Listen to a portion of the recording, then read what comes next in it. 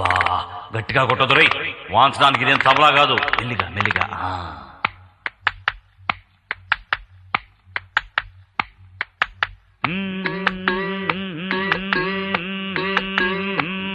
ఇది తైలం పెట్టి తాళం పట్టి తాళాంగుతో తలంటితే మోత, ఇది ఒళ్ళే రుద్ది బుద్ధే శుద్ధి చేసే కొద్ది తమాషలే తీత.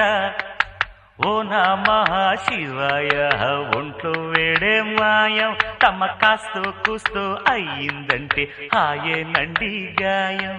ఓ నమః శివాయ ఒంట్లో వేడే మాయం, తమ కాస్తో కూస్తో అయ్యిందంటే హాయేనండి గాయం. ఇది తైలం